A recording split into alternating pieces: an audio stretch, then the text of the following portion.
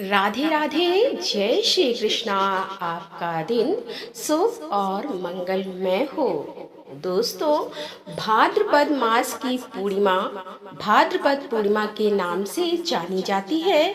इस पूर्णिमा के दिन कुछ विशेष अनुष्ठान पूरे किए जाते हैं। इस पूर्णिमा के दिन सत्यनारायण की पूजा, शिव पार्वती पूजा, चंद्रमा पूजा कार्य संपन्न होते हैं। इस पूर्णिमा के दिन व्रत का अत्यंत महत्व भी बताया गया है, जो सभी प्रकार के सुख वैभव को देने में सहायक बनता है।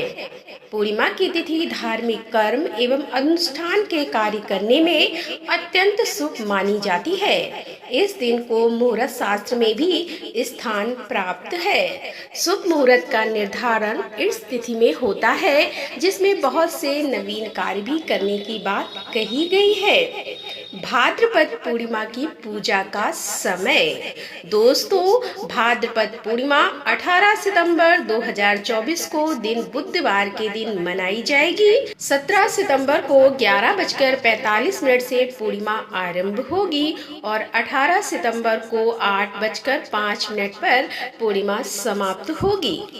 भाद्रपद पूर्णिमा से आरंभ श्राद्ध कार्य। संपूर्ण वर्ष में आने वाली हर एक पूर्णिमा की तिथि कुछ न कुछ खास विशेषता के लिए होती है।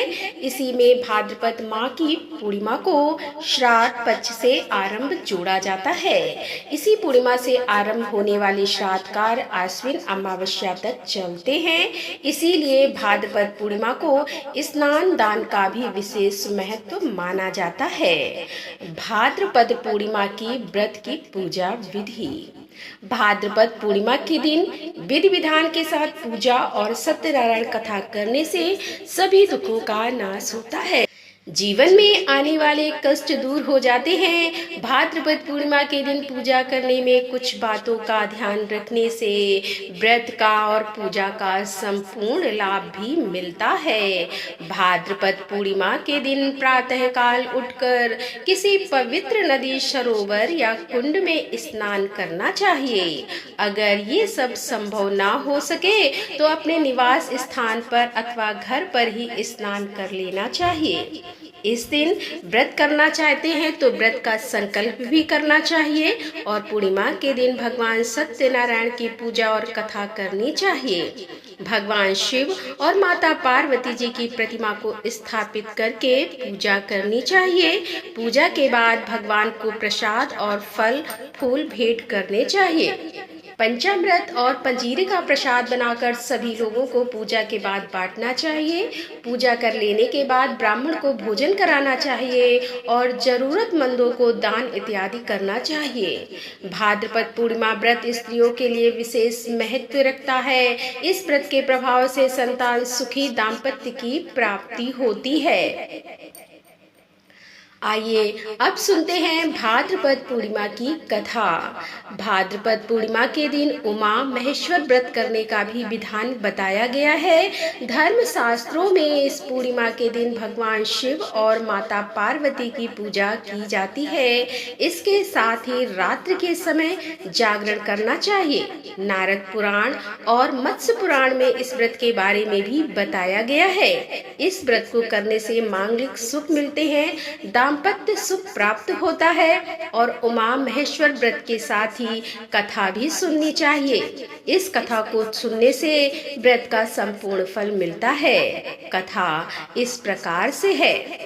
ऋषि दुर्वासा जी एक बार भगवान शिव शंकर जी के दर्शन करने उनसे मिलने कैलाश जाते हैं। कैलाश पर भगवान शिव और माता पार्वती के दर्शन कर वह अत्यंत प्रसन्न होते हैं। भगवान शिव ऋषि दुर्वासा को एक पुष्पमाला भेंट करते हैं, जिसे दुर्वासा प्रेम से स्वीकार कर लेते हैं।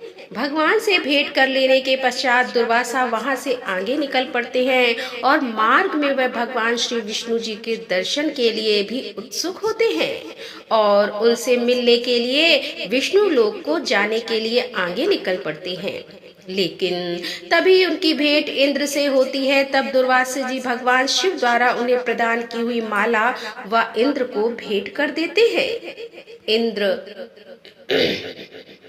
इंद्र अपने अभिमान में उस माला को अपने वाहन ऐरावत हाथी को पहना देता है।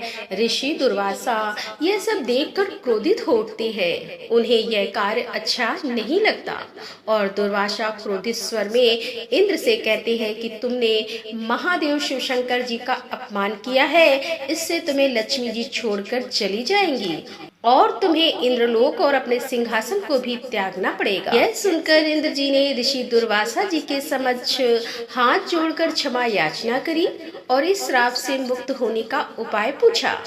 इंद्र की विनय सुनकर दुर्वासा जी कुछ शांत हुए और क्रोध शांत होने पर ऋषि दुर्वासा जी ने इंद्र को बताया कि उसे उमा महेश्वर व्रत करना चाहिए, तभी वह अपने स्थान को पुनः प्राप्त हो पाएगा।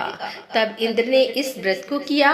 उमा महेश्वर के व्रत के प्रभाव से लक्ष्मी जी समेत सभी वस्तुएं जो उनसे छिन गई थी सभी की प्राप्ति हो गई। तो दोस्तों ये थी आज की कथा। कथा पसंद आई हो तो लाइक करें, शेयर करें और हमारे चैनल पर पहली बार आ रहे हैं तो हमारे चैनल को सब्सक्राइब कर लें। तो दोस्तों मिलते हैं अगले वीडियो के साथ, तब तक के लिए राधे राधे, जय श्री कृष्णा, हर हर महादेव, जय भोलेनाथ की।